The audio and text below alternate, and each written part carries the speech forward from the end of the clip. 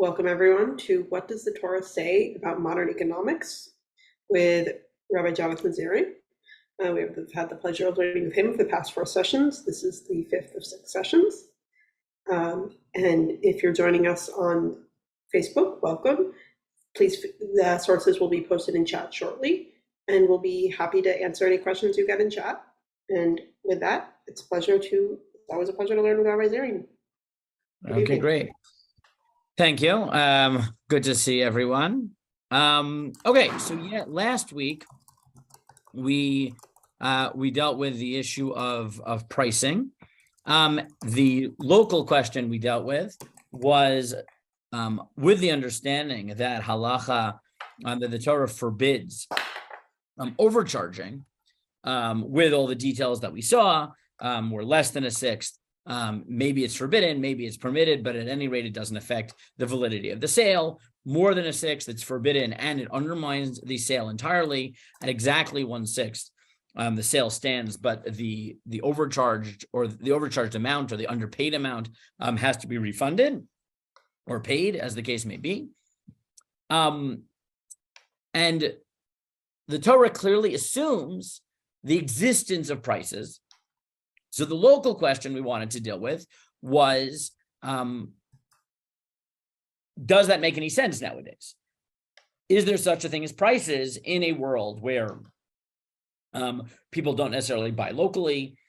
They can just as easily order on Amazon or AliExpress as they can go to the store near them, where it's so common for there to be differentiated pricing, depending on whether you're buying a bottle of soda at the store, in the fridge, not in the fridge, in the supermarket, in the makolet, at a bowl game, whatever the case may be. All the different reasons why pricing is difficult. And we saw basically 3 positions, 2 which assumed there is pricing nowadays, and either it's clear what the price is and everyone's violating it, which was position Rav Vosner. There is a price, but it's not clear how to figure it out, which was Nechemi Goldberg, or Rav Asher Weiss, who said, look, there simply aren't prices. And then we noted that sort of narrow question of how to apply the laws of ona'ah, of overcharging, really point to a much bigger question, which is, do we have to believe that every law that the Torah has is something that must practically be relevant at all times? Meaning, if the Torah assumes you can't overcharge, and overcharging assumes the existence of pricing, then there must be such a thing as a price at all times, in all places. Or do we say that it's legitimate to say that at least some laws in the Torah are responsive to a particular reality, but the Torah doesn't dictate that reality needs to exist? We're going to see not exactly that same phenomenon play out this week, but we're going to see that another broad methodological question of whether our tendency should be to read halachic issues narrowly or expansively. And the upshot of it is going to be very similar to last week, where if our tendency is to read halachic issues expansively, then they will be relevant in many more circumstances, and therefore more likely to be relevant in the circumstances that we face. Whereas if we think it's legitimate to read halachic issues narrowly, at least without any loopholes or anything, simply by reading the issue narrowly, we may practically make it mostly irrelevant, or at least relevant in very limited circumstances. And we're going to apply this to the very, very critical issue of competition.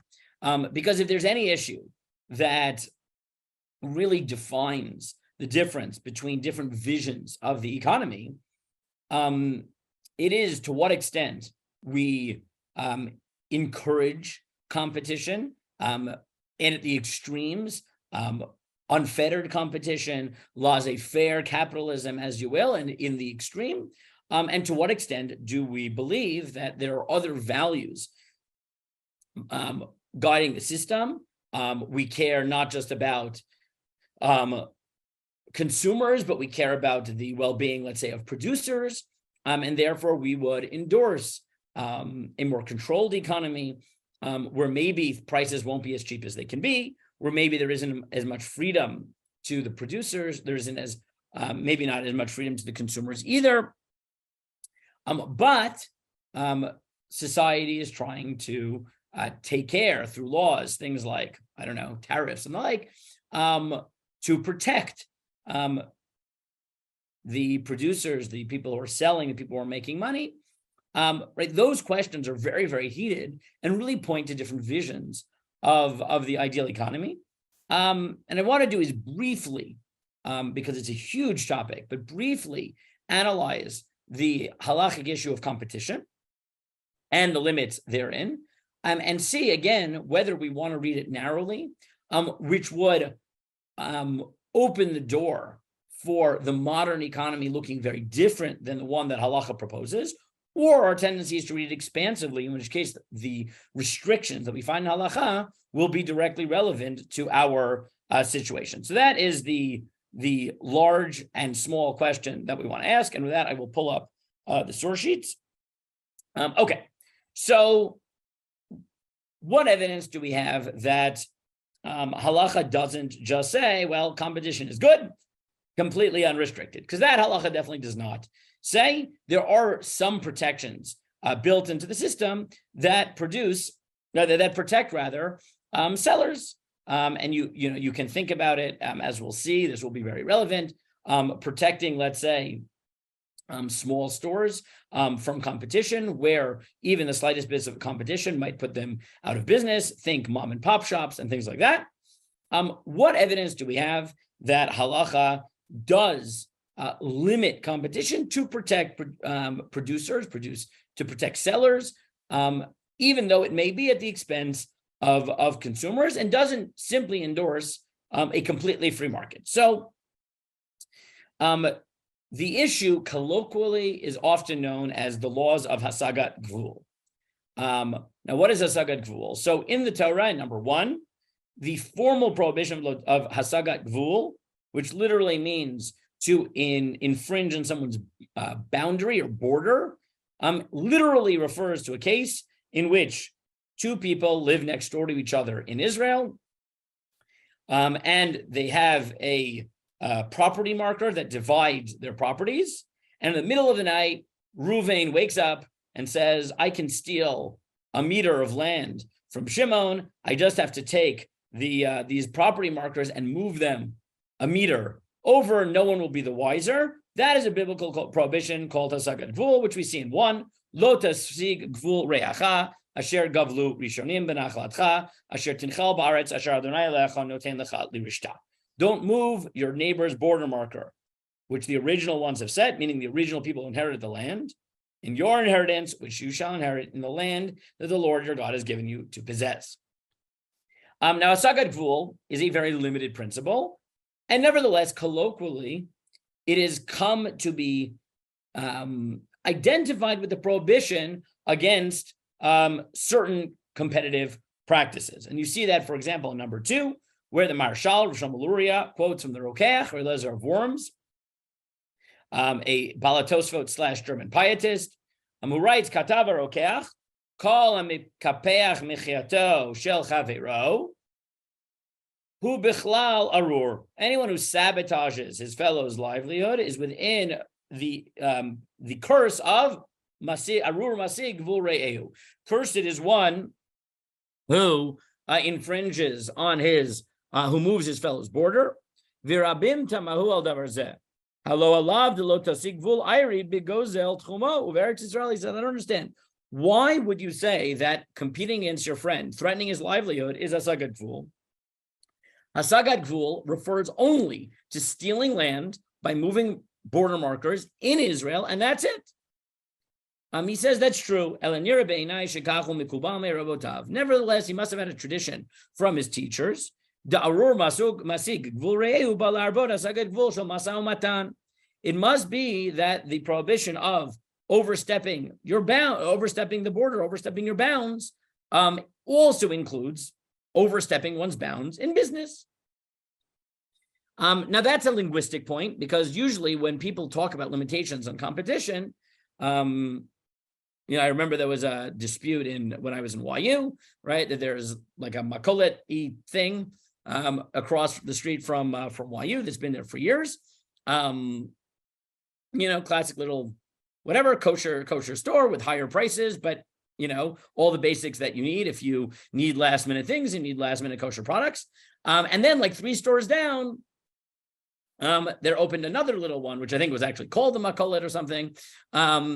And there was an uproar, and one of the hashkachot they tried to get wouldn't give it to them because there's a problem of a sagad gvul, because there are 2 stores in the same block, even though there are 2 pizza places next door to each other by YU, but no one cares because they both provide, they get enough customers, so it doesn't matter.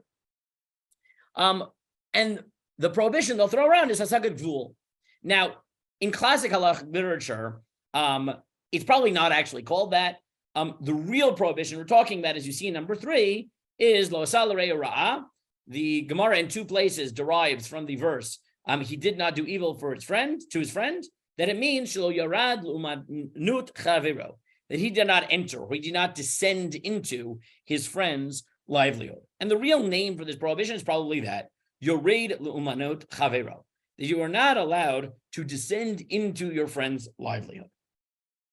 So before we even get into the details, you look at this and it's clear that there is some limitation on competition, right? There is some idea that I am not allowed to open a business under certain circumstances if it is going to damage my friend's livelihood. Now that already tells me that it's clear that halacha does not endorse a fully unfettered economic system, full until the end, 100% laissez-faire, where we literally don't care, right? But what are its parameters, right? Meaning it's very nice to say that there are some limits. Most people agree that there might be circumstances that there should be limits on competition, but the devil is in the details. When, where, how much limitations. So that comes down basically to one main sugya, which is found in Bava Batra on 21b to 22a. I gave it to you here in its entirety. Let's read it. Let's read it inside and let's see what we get. So Amar Rav Huna, Hai bar mivoa du'uki rechaya, va'ata bar mivoa chavrei v'kamoki gabe. There was a certain resident of an alleyway, right? So in the time of the Talmud, the standard way of people living, as we see very much in Eruvin, is that they would be houses which would open up into courtyards, and courtyards would in turn open up into alleyways, and alleyways would in turn open up into public thoroughfares, right? So your house was 3 steps removed from the public thoroughfare, and you lived in different circles, right? In your own chatzer, in your own courtyard. So it's you and a few families, let's say 4. And then there would be like a little neighborhood, and that would be your mavui, your alleyway, right? Where let's say there would be several courtyards, each with a few houses. So let's say, I don't know, let's say 3 on each side, each with 4 houses, right? So you'd have 6 courtyards with 4 houses each. So you have a little community of 24 families, and then that would open into the public thoroughfare, which in turn would have many alleyways opening into that alleyway. That middle space is called a mavui, right? And that's what we're talking about here. If you, for those of you who ever have been to the Jewish community in Toronto, specifically Thornhill, which is not technically Toronto, it's technically Vaughan, but okay. You'll see not exactly, but like 90% what this looks like. It's a planned community where these streets are basically built like this, where you have these cul-de-sacs that open into sort of larger cul-de-sacs, which in turn open into main streets. So basically the only people who are ever driving on your block are the people who live on that block, because there is no cross traffic. You can't enter from the main streets. You have to go all the way around. And it's basically meant to create these sub-communities with controlled traffic. So that's what's going on here. So if someone in these alleyways sets up a mill to make his livelihood grinding grain, and then somebody else comes and sets up a mill in the same place, in the same alleyway, in the same like middle, what we've established as a 24 family community, Dinahu demaki bilafe. He can be stopped. The Amar le kapasachta le lechiyuti. Because he says, you are killing my livelihood. Okay? So, we clearly see that there is a circumstance in which it is legitimate for one person to say to someone else, you are not allowed to open a business because your combination is going to kill my business. But there's a lot of open questions, right? There are a lot of open questions here because we don't know, right? The case presented here is very specific, is if you are in an alleyway, which is a very small little community, right?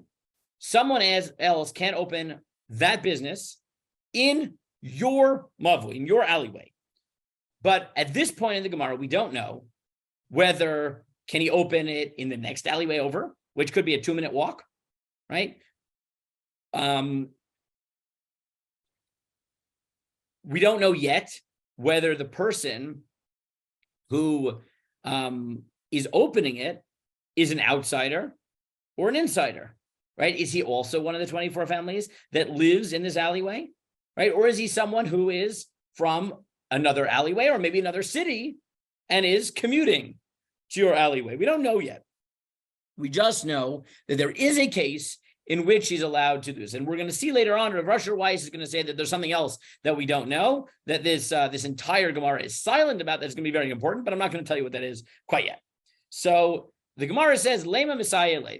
This could be supported from the following law, that Marchikim mitzudat hadag min hadag kimlo ritzat hadag. That if you have a fisherman who has a trap, a net spread out, so another fisherman has to distance his trap the distance of that a fish can travel, so that the fish that were going to be caught by the first person's net won't be caught by the second person's net. The kama, how far is that? Amar Rabba Baravuna at parsa. It's a parsa, which is whatever, a measure of distance.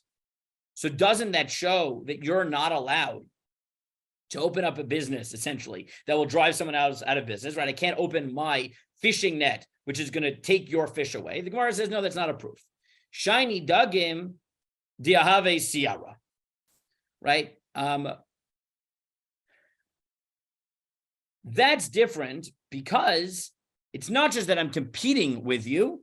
I'm actually destroying your business because fish, once they see the trap, I don't know if this is true, they will not continue, right? So it's not like I'm minimizing, right? So the Gemara says, first of all, what we learned so far from this is that, yes, there's a limit in competition, but there's a difference between minimizing how much money you're going to make and destroying your business, right? And the Talmud assumes that the fish case is more like destroying your competition or like stealing, right? We'll see, right? Because once I set up my trap, my second trap, I will prevent the fish from coming to the first trap at all, right? So either the problem here is that I'm destroying their business, or simply that the fish that somehow, quote unquote, belong to you, right? Because you claimed this territory, I am now taking from you. So that is problematic.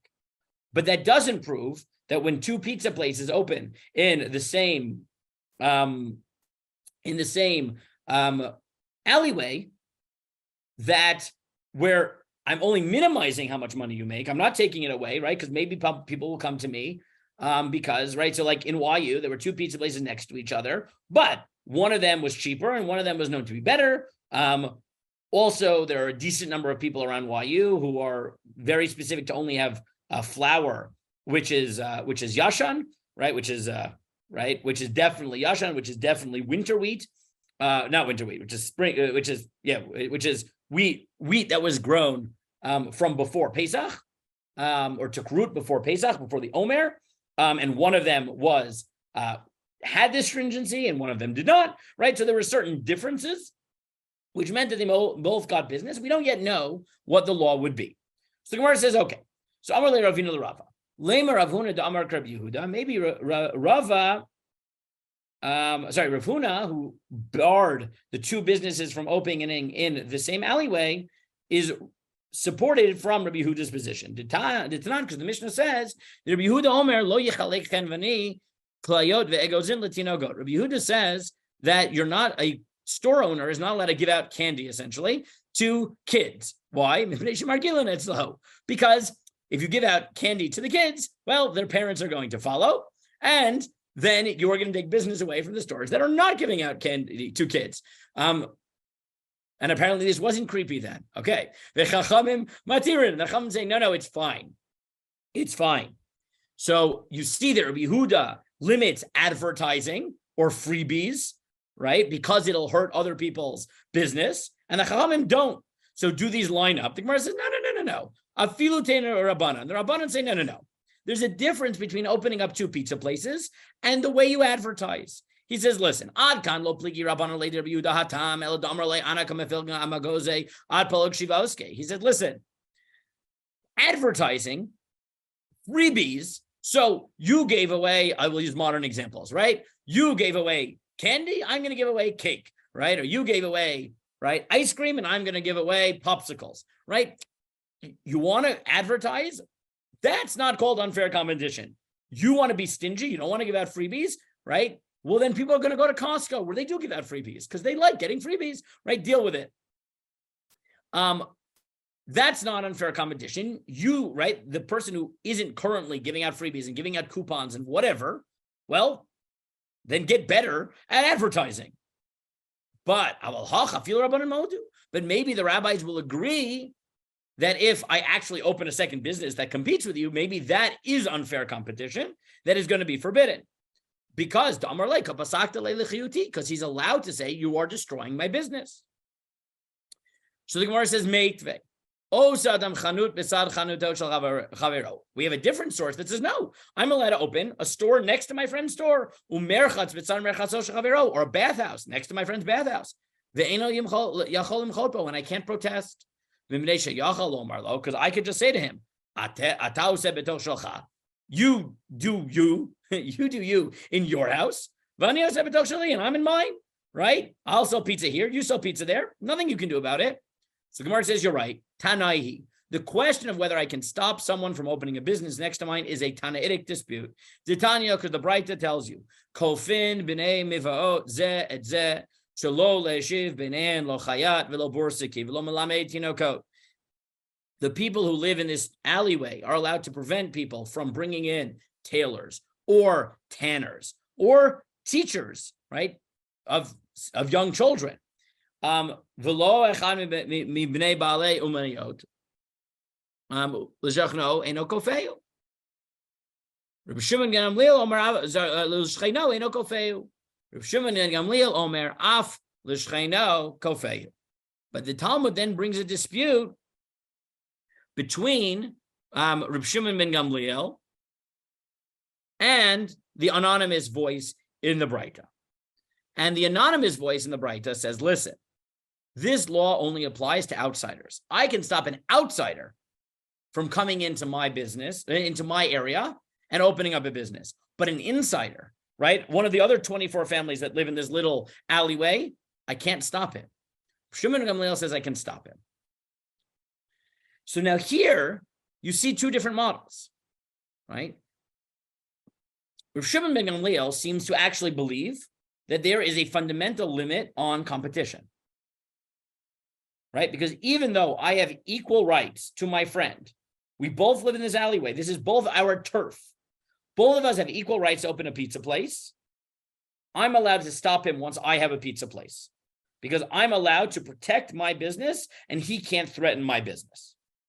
But the Tanakama, the anonymous voice here, says, not so fast. This isn't purely about competition. Because, listen, if my next door neighbor opens a pizza place in my alleyway, that threatens my business. And nevertheless, I can't stop him. I can only stop an outsider.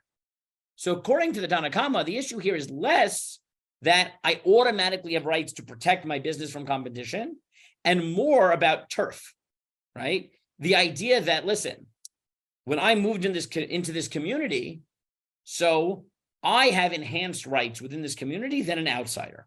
So if an outsider wants to come in, that's not fair. It's not so much the competition as much as, look, right? We live in a gated community, right? Part of living in this gated community is that we paid for certain rights, right? We have certain priorities over outsiders, right? And one of them is that I can open my pizza place, and an outsider, I can stop them.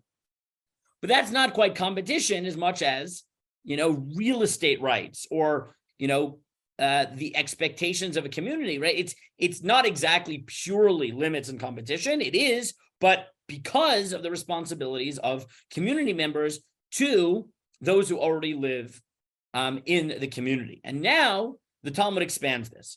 And Amar Rav Huna brother of Yeshua, Pshitali, Barmata Acharite, Matzi Ma'akev. Says, listen, it is clear to me that someone from another city I can stop, unless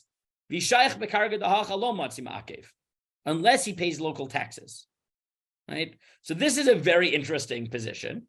And he says, listen, the reason that it sounds like the reason I can stop an outsider is because he has an unfair advantage over me, right? It's not because of the competition. It's that I'm allowed to protest people of an unfair advantage. Namely, I'm an insider. I pay taxes in this city. Taxes in this city are high. If an outsider comes and doesn't have to pay those taxes, right? So he lives in the next town over, which has much lower real estate taxes. So he takes it, right? My overhead is very high, right? Because I need to live here. I need to pay the real estate taxes. I need to charge more to cover my costs. An outsider doesn't have to, right? Let's assume that there isn't tax on the business, right?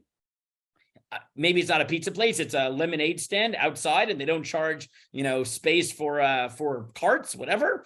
So that's simply unfair because I need to pay more to cover my cost of living here.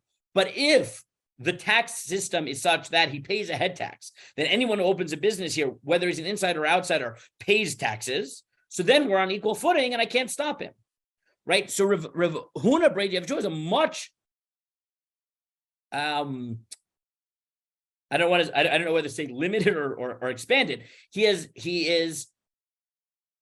limits the cases in which I can challenge someone. He said, listen, the only time you can challenge someone is where you have a built-in disadvantage because you happen to live here. So then you can stop someone from coming in who's going to be able to take advantage of the tax regulations in a way that you can't, because that's not fair, because then he can charge less right? It's not your fault. It's because he's taking advantage. He lives outside and he commutes. But if he levels if the playing field is leveled, then you cannot stop him. And then he says, but bar mavoa dinafshe lo matzi ma'akev. But anyone who lives in my mavoi, in my alleyway, I'm not allowed to stop. And then the Gemara says, okay, fine. What about a middle case? By Rav Huna Bredi Rav Yeshua bar mavoa charina mai. What about someone who lives in my city but lives in the alleyway next door, right? Is he considered an insider or an outsider? Gemara says teku. I don't know. Let the question stand. That's a very good question. Okay, that was a little bit complicated. So let me summarize what we have. This is the main topic, the main discussion in the Talmud about limits on competition. At first glance, it definitely says that there are cases in which it is legitimate for a store to say, I want protectionist policies in place that are going to stop someone from opening a store that is going to threaten my business. Pizza place, lemonade stand, Miller, in the case of the Gemara, whatever. But the Gemara then puts a lot of limitations on it, right? The Gemara says, well, it's not quite pure protectionism in the way you think about it, right? Because, first of all, it may only apply when the person coming in is an outsider and I'm an insider. Right? And that may be because this is not about competition versus protectionism per se, but rather about the presumed rights of moving into a community, right? There's certain expectations about living in a community, and that it's true that it allows me to limit competition, but it's possible that that is more of a derivative of the fact that I have rights because I live here and I pay taxes here and the like. So much so that Rav Huna bar Yeshua suggests that if the person has to pay the taxes also, right, there's such a thing as business tax, and therefore we're on an equal playing field. Well, that's enough to make him, right? That's enough to say that I can't stop him.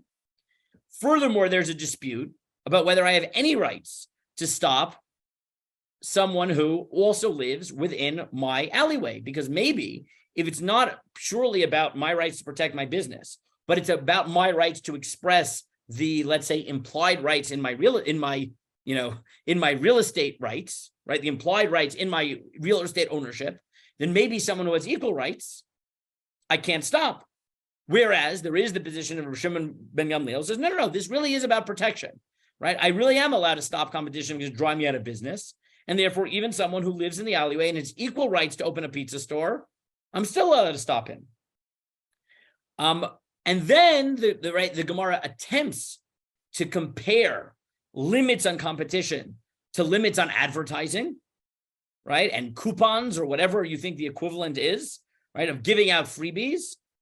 And then the Gemara says, no. That is actually much more permissive, right? Because even if we're going to limit the opening of competitive stores in a case when it's going to drive someone out of business, if someone's just bad at advertising, I can't stop someone else from being good at advertising. I have to learn to be better at advertising, right? I have to learn to be better at, coupons. That's what we know from the Gemara. However, there's a lot of things we don't know. So I'll open it for questions for a second. What things do we not know, right? We know a little bit. We've seen a little bit. Maybe there's some type of limits on competition, and maybe it's about expressing real estate rights, and but what was never brought up even once in this discussion in the Gemara? There's a lot of things that were not even brought up. Yeah. Traveling businesses. Good, right? So the Gemara doesn't actually bring up here traveling businesses, and the continuation actually does. It actually does, specifically in one circumstance, and that is cosmetics. If you look here, you just go down a little bit here. 1 second, I'll go back. Here. Amar of Nachman Yitzchak, Moder of Huna bar Yeshua, that everybody agrees, even the ones who are stricter, that traveling salesmen of cosmetics, you can't stop. The Amar Mar, Ezra Tikin Lem Yisrael Shirochlan Machzirin Barayot. It's a special decree from Ezra that traveling salesmen are allowed to travel. Kadeshu Tachshitim Mitzun Livnot Yisrael. So Jewish women would always have access to cosmetics. This is a formal decree by Ezra. This is not like a late decree from Ezra Hasofer. So this goes back to the time, according to Chazal, goes back to the time of Tanakh. That traveling salesmen for jewelry and cosmetics cannot be stopped. But you're right. So at least in the part we saw, I didn't talk about it, but the Gemara at least opens the possibility that in one case, does this mean I have to support the local Avon lady? I don't know. Or you don't, right? Because you're allowed to have traveling ones. So you don't have to support the local one. Whatever, you can get, the traveling ones or whatever home businesses exist. I don't know what exists. There are many. Whatever. I know in Toronto, Rodin Fields was very popular or whatever. Things like that. I don't know. Right. I don't know what the modern equivalent is. Something like that. I just want to point out what else? That if you're in the attendee thing and you have a question, please use the raise your hand feature. We do want to hear from you. So let me throw out some things that are not clear. One thing that's completely unclear in the Talmud is, what do we mean by someone else is going to affect my business? Does it mean they're going to drive me out of business, or they're going to limit my profit? And is there a difference? That's a small issue. Bigger issue. If I, living in the 21st century, and I take a class in economics, basic introduction to, as I did when I was in YU, right, to politics, what do we call it? Politics and, I don't know, the morality of politics and economic systems or something like that, like an introduction to modern economic thought. and you open up, I don't know, Smith, and you open up Basic Thinkers, you will see that one of the things that Smith will try to defend, one of the reasons that they endorse, one of them among others, that they endorse competition and freer competition is because it's better for consumers. It's better for society. It drives prices down, right? And, modern defenses of capitalism will say, well, since the Industrial Revolution, right, 200 years ago, the average person didn't have, lived on the equivalent of whatever it is, like $3 a day or something, and they didn't have food on their shelves. And now, because of competition, look what happened, right? Now, I'm learning Rambam with my son, and we were learning through the laws of mizonot, right? What does when a person gets married, how much sustenance is he committing to support his wife, his children? And we were like laughing at it, right? The Rambam says it's like a loaf of, right? It's like 2 small loaves of bread per day, right? That's the only food, because that's what you live on, right? And he said, but if you're rich, right, then it should be based on your wealth. And I said, and I said to my son, I said, how crazy it is that a few hundred years ago, the average person, the expectation was, maybe you scrape by on bread. If you were rich, you had something else. Nowadays, right? You go into the supermarket and, people who are not rich by modern standards, who are even lower middle class, right? But they're making ends meet, right? The amount of food they can get for a few dollars, right? The idea that anyone who's not completely impoverished is living on 2 rolls of bread a day, right, is crazy, right?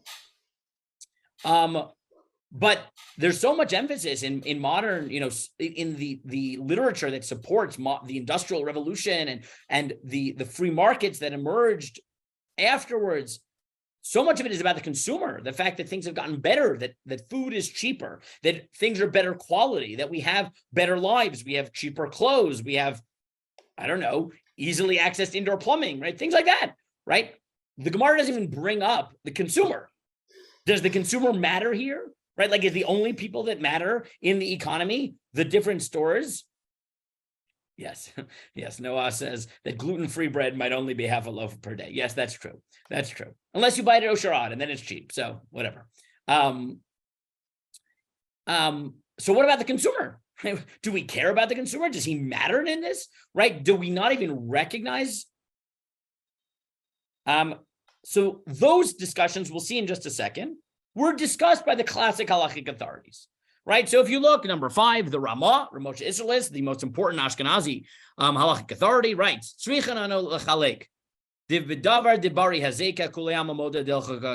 first of all, he says, listen, there are extreme cases. If you are going to destroy someone, there's certain harm to your neighbor, then everyone is strict, right? The leniencies of people from other regions, that's only where I'm minimizing profit. But if I know that I'm definitely really harming you, so then everyone is going to be a little bit stricter. Okay, that pushes to a little bit more of a restrictionist model, a protectionist model.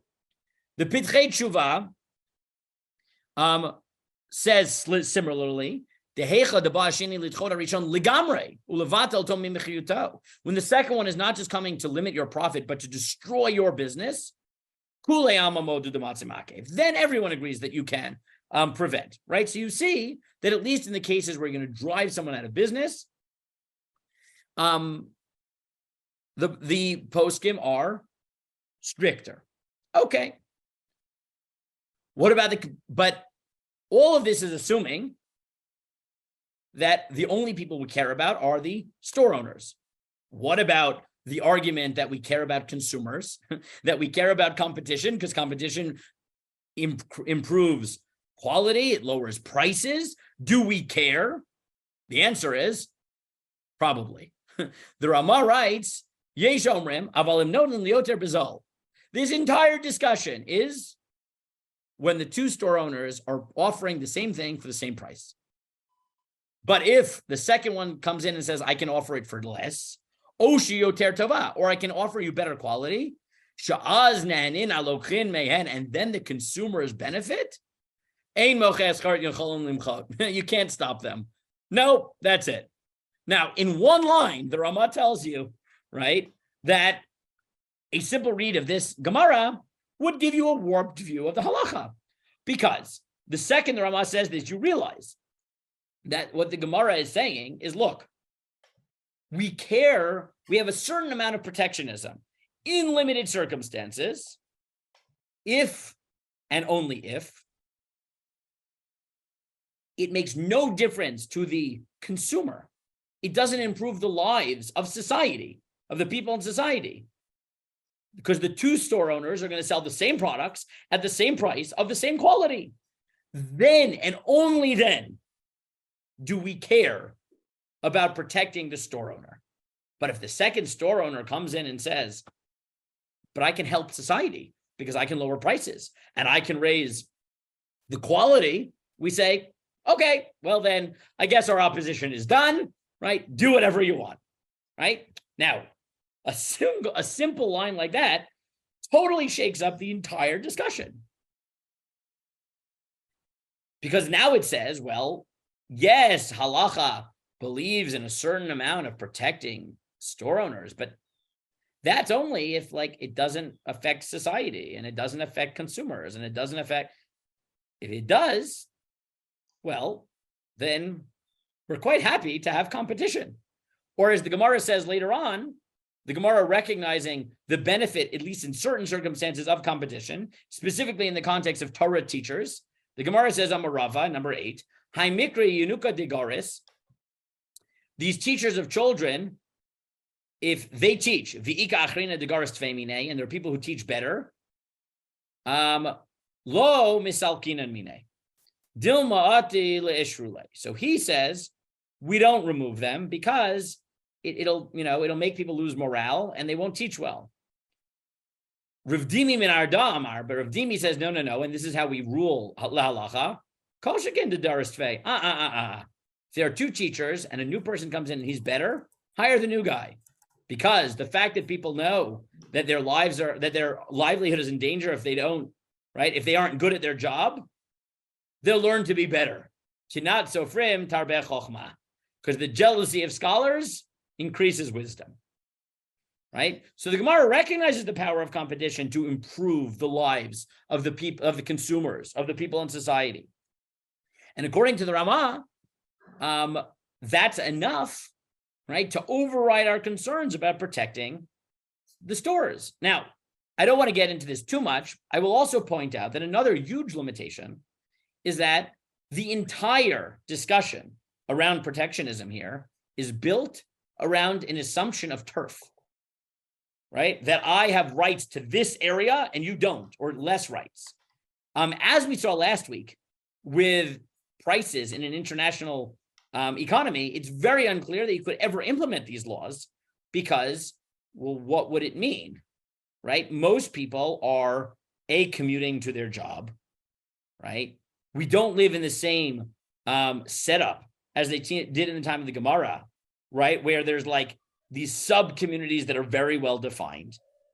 The Gemara says that part of the rights come from the fact that locals have to pay taxes and people from the outside might not, but that's not true because in most places, there's pretty consistent taxes on businesses, right? And therefore that doesn't exist. And furthermore, as we talked about last week, the existence of e-commerce, right, of Amazon completely breaks our understanding of what it would mean. Okay, so Amazon can't open a store next to me, but they can sell the same thing to my door at a cheaper price and faster, right? Because I may live next door to a clothing shop, but if I order it from Amazon, they'll be here in 3 hours and they'll bring it to my door, right?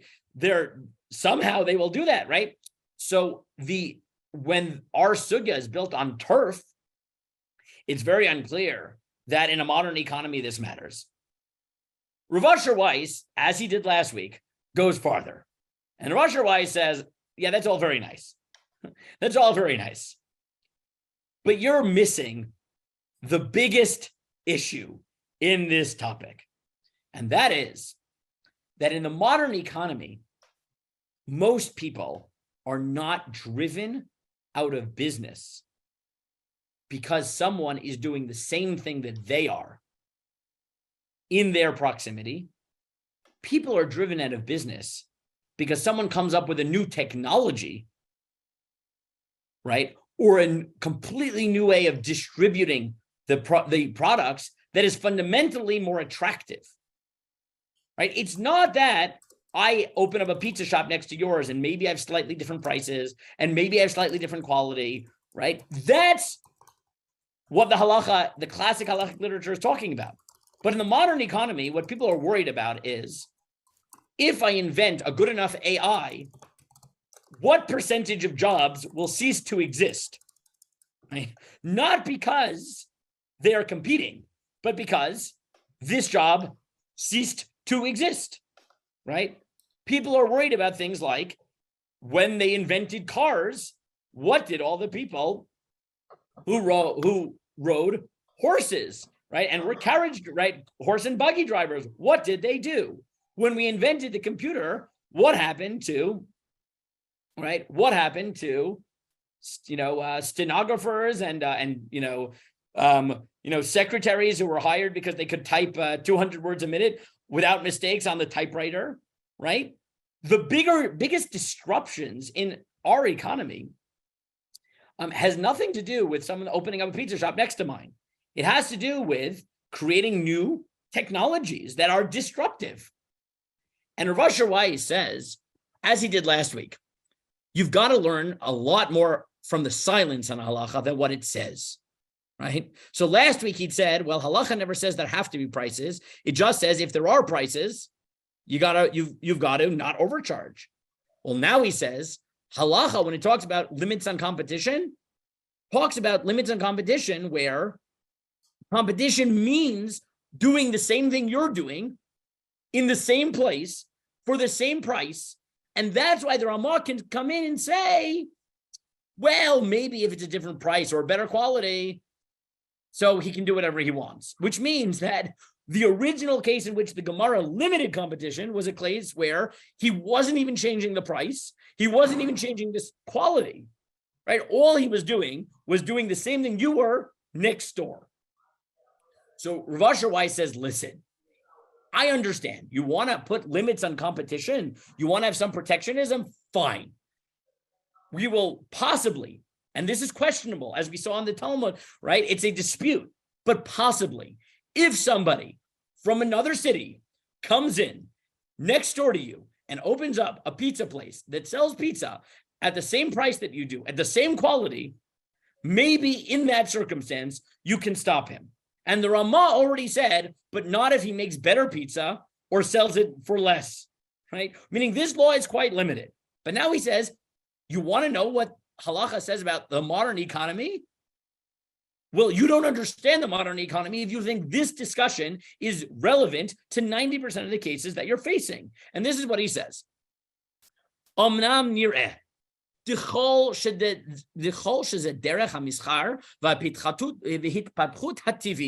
Anything which is the way of business and natural development of the economy, you cannot stop them. And I can give you so many examples in real life. There's translation below, but I'm going to read it from the Hebrew, but I put a translation underneath for people who want to just, if you have this source sheets out, I have my translation here, but I'm going to, extemp it as we go through because I like reading the Hebrew. That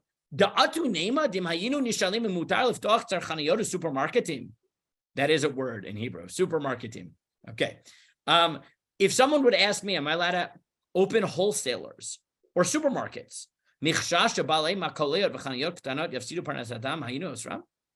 you think that because mom and pop shops go out of business, I can't open a supermarket? But supermarkets weren't a thing 100 years ago, right? You had to go to the little tiny stores, and if you wanted eggs, you went to the person who owned chickens, and if you wanted chicken, so you went to probably the same person and killed the chicken, and maybe you brought your shochet with you, and if you needed milk, you went to the dairy farmer, and if you needed vegetables, you went to the farmer, and if you needed fruit, you went to a different farmer, right? And then at some point, someone came up with the idea of supermarkets, which then could provide everything in one place, which is a huge advantage, and provide it at lower prices, which is a huge advantage, right? This is like a fundamental shift. Are you going to tell me that I would have told people, nope, the idea of supermarkets, bad idea. It's going to drive small people out of business. Would you have told people to not invent cars? Because what's going to happen to the people driving the horse and buggies? And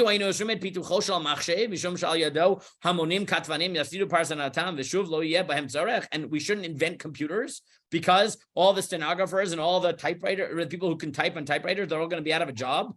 That's true of every new invention.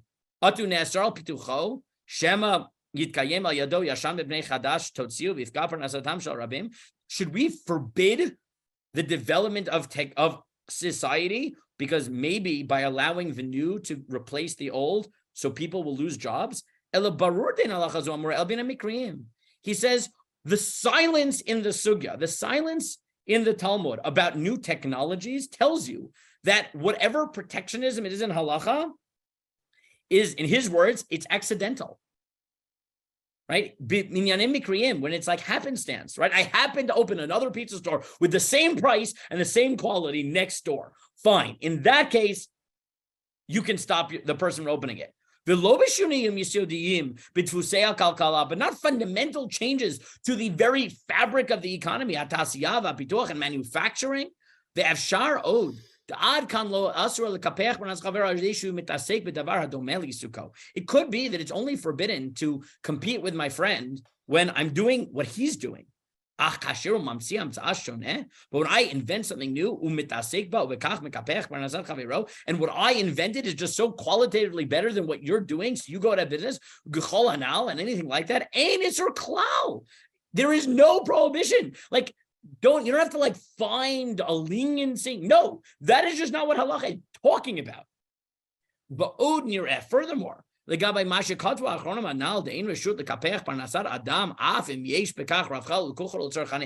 Ramah thought that if you have lower prices and better quality, so you're allowed to compete. Not everyone agreed with him. He says, sure, but lo kampen shavin, not every case is equivalent. You can't treat everything in the same way. He said, look, I get it. Maybe some of the achronim, maybe some of the authorities thought that, okay, I charge a few less cents. So no, that's not enough. He says, but come on. If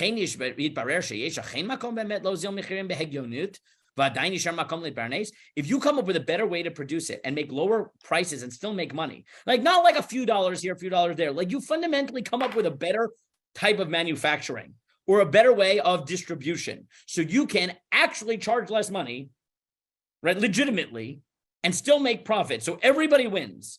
You're going to tell me that the mom and pop shop can weigh down the yoke on the entire community and oppress the whole society in the claim that you're hurting my livelihood? What are you talking about? People have the right to compete. He said, you know when it's forbidden? If a company, which will remain nameless, can operate at a loss for 10 years because they're so big that they're going to drive everyone out of business, not because they actually have a better way of selling things, but because they know they can absorb the laws, drive everyone out of the business, and then in 10 years from now, they'll drive the prices up because they're the only company left. He said that is forbidden, right? That you can't do because you're not actually changing the economy. You're artificially driving people out of business because you can handle selling at a loss. He said, fine, that the Torah would forbid it. But sof damar, all these issues, you have to really understand them, really and weigh every aspect of it carefully. And like last week, and this this is a tendency in Rav Asher Weiss. Rav Asher Weiss, I think, forces us to do two things, which, like last week, there's the local issue that he says, and then the broader issue. The local issue that he touches on is, to what extent does halacha really believe in protectionism versus, right, and protecting the business owners, small business owners, whatever, at the expense potentially of society, of consumers, where if you wanted to, you could read the sugya, you could read the halacha in an expansive way and say, look, the Talmud says that if you're going to destroy someone else's business, then maybe everybody agrees that you're not allowed to do it, right? And there's two opinions in the Talmud, but at least one of them says that I can stop even my neighbor, which means that even if we have equal rights to be here, I have the right to stop you from competing with me. And if someone wanted to look for a source in the Talmud and say, the Talmud doesn't believe in a free market, it believes in protecting small businesses and things like that, even at the cost of what it might do to consumers, you could definitely see evidence for it in the Talmud. Rav Asher Weiss looks at it and says, listen, well, before we get to Rav Asher Weiss, on the other hand, you could take the Ramah and say, look, locally, I could push back and say, yes, the Torah has certain protectionist tendencies, but that's only when you're selling it at the same price and the same quality. Because the Torah balances it, right? It recognizes that we care about business owners, but it recognizes that we care about consumers. And at the end of the day, according to the Ramah, consumers win out. Locally, Rav Asher Weiss says that's the wrong way of thinking about this, right? The way to read the sugya is to read it not through what it explicitly says, but what it doesn't touch. And he says that the most deafening message of the sugya is the one it never says, is that every single discussion of competition in this Gemara is about where I'm doing the same thing you're doing, and my advantage is that I'm in the same place as you are. That's the advantage. But he doesn't talk about what happens in the modern economy, where usually what causes people to go out of business is the invention of new technologies and better distribution. And there he says that the silence in the sugya tells you that no one ever imagined that that would be forbidden, right? That fundamental changes that help society and help consumers and make things cheaper and make us have more food and better food and more, right, easier access. So locally, he says that to think that halacha would forbid that is to read the surah, the Talmudic passage too expansively, and to realize that by definition it's narrow. So his local issue is to make quite a strong claim in favor of much more on the free market side than the protectionist side. That's his local issue. But what I think is amazing, like last week, is the assumption that allows him to do that, right? The assumption that allows him to do it is, do I think, right? What is my bias when I go into a halachic question?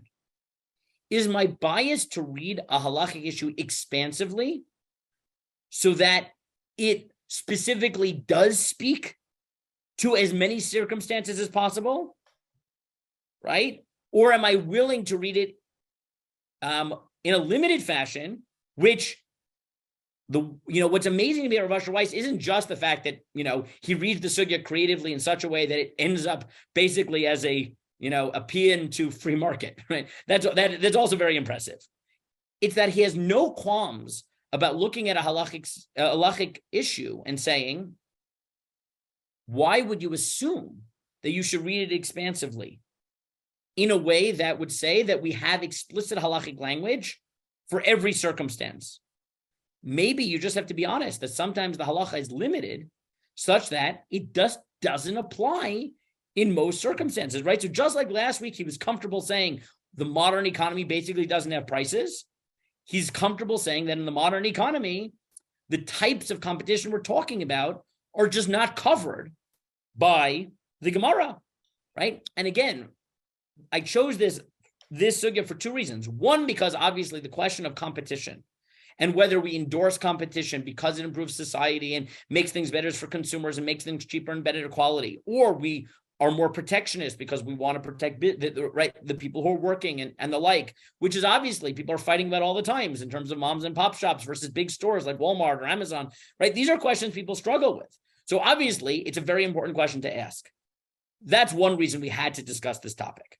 But the second question is, just like last week, we saw a fundamental question about what is our intuition when we approach halachic issues, which is, do we expect them to be expansive such that there must be an explicit answer in the halachic issue to our modern circumstance? And even if it doesn't speak to it directly, I should try to read it expansively. Is that our intuition?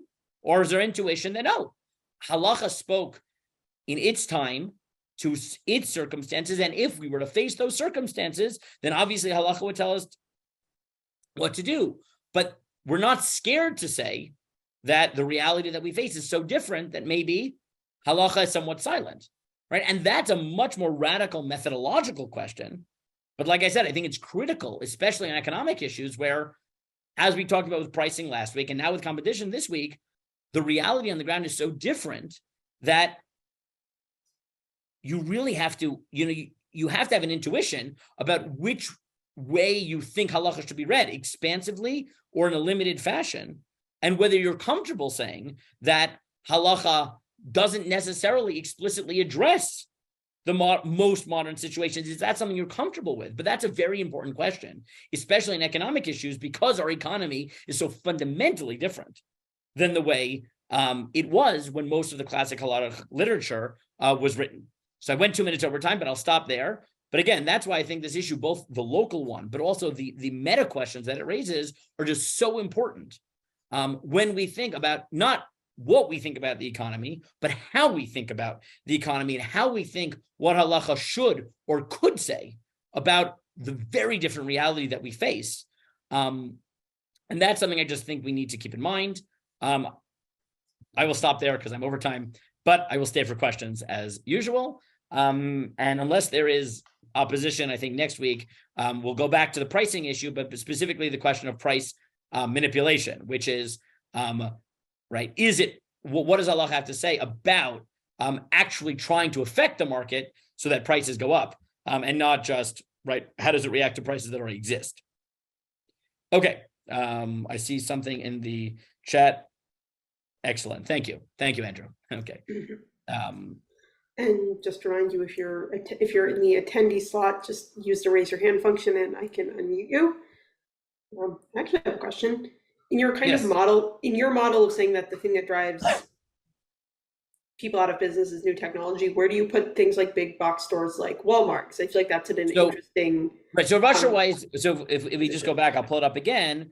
Rav Asher Weiss carefully actually includes both, right? He says both new, right? He includes both new technology and new distribution models, right? That was his first one, right? The supermarketing, right? Opening wholesalers or supermarkets, right? Now, I understand that, right? So Rav Asher Weiss, at least, again, I'm not weighing in halachically, but Rav Asher Weiss thinks that it's not just new technology, new ways of distribution are also fundamental changes, right? Now, again, you could look at Rav Asher Weiss. The first half of his tshuva would tell you, oh, we love Amazon, right? Amazon has changed it. I no longer have to leave my house and I can get things for cheap, right? The first half of the tshuva could lead you to believe, oh, we love Amazon. The second half of his tshuva, though, not necessarily, right? Because at the end he says, but that's only if you are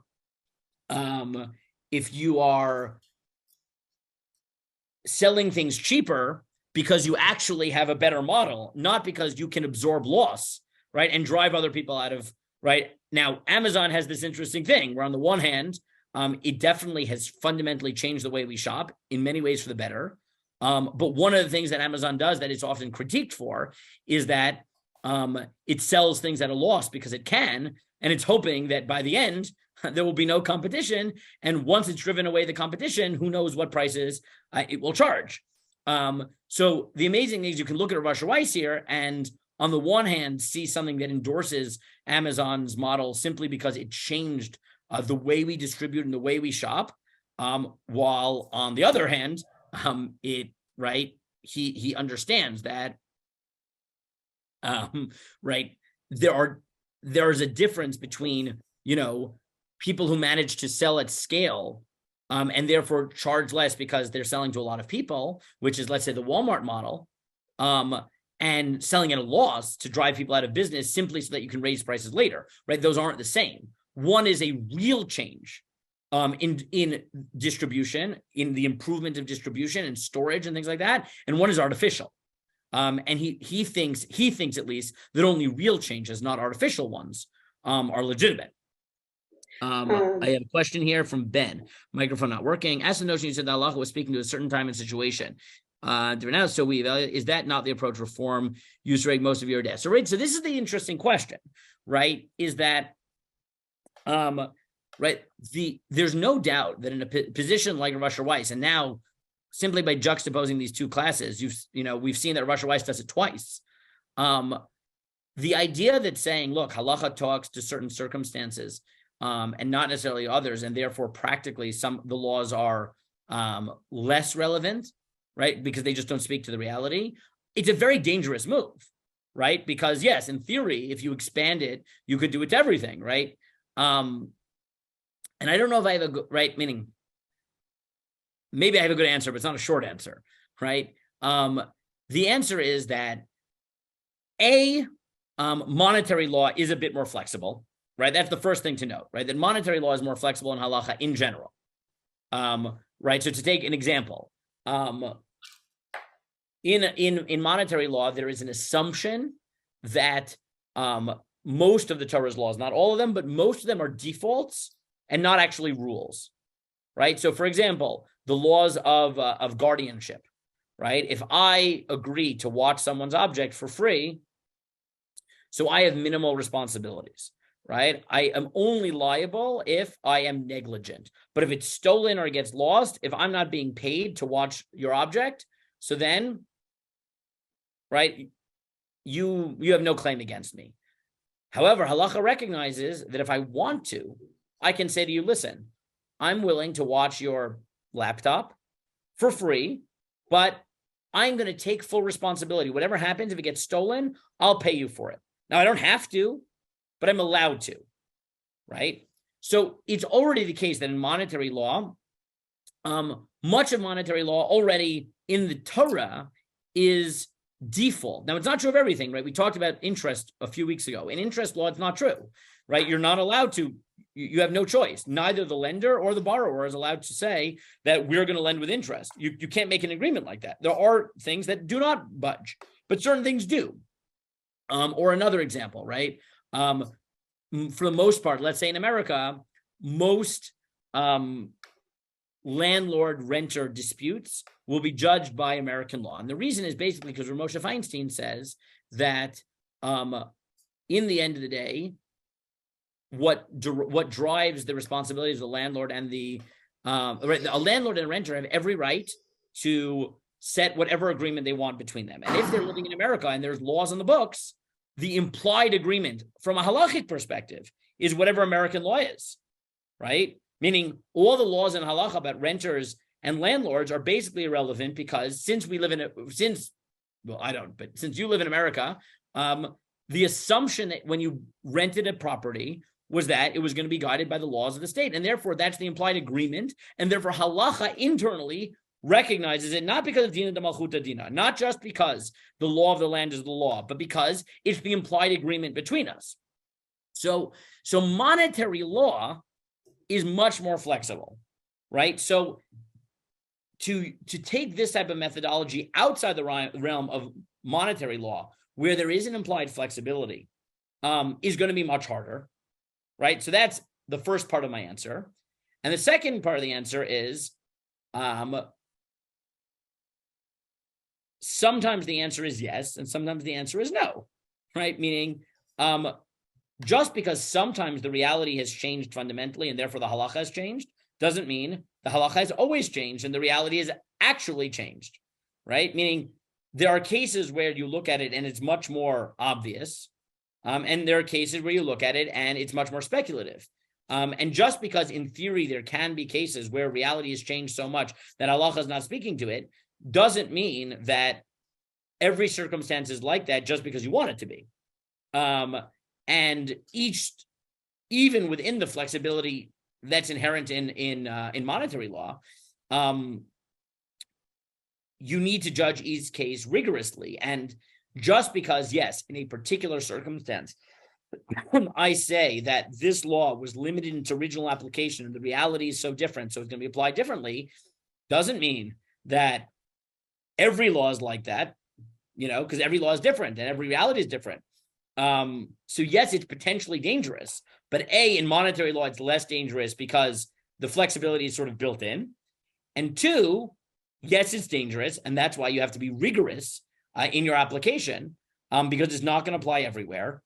And right, again, this is the short answer. The long answer, well, the long answer could take forever, right? The long answer of, when does halacha change and when does it not? Because yes, obviously, even within Orthodox, halachic authorities, there are disputes about this, even in the context of ritual law like Yeridea, right? So you'll have poskim like Rav Malamud who will say, yes, right? The laws of pots and pans were written in a world before stainless steel, right? Where taste might actually have been absorbed into the pots. And now we have stainless steel, and therefore many of those halachot don't apply, right? Yes, people will do that, and other people will disagree. So I'm not saying it doesn't happen. The point is that each issue has to be analyzed independently, and you can't just give a blanket answer for all things. But again, monetary law is going to be easier, and since that's the topic of the whole series, you're more likely to see it in economic issues than you are in ritual law, even though you might see it in ritual law too. All right. Okay. I'm sorry to cut off, but there's another class in like 10 minutes, right? Yeah. But thank you everyone for joining. Thank you for staying for questions. It's a pleasure. We have one more class in this series meeting next week. Thank you everyone, and have a good day. Thank you.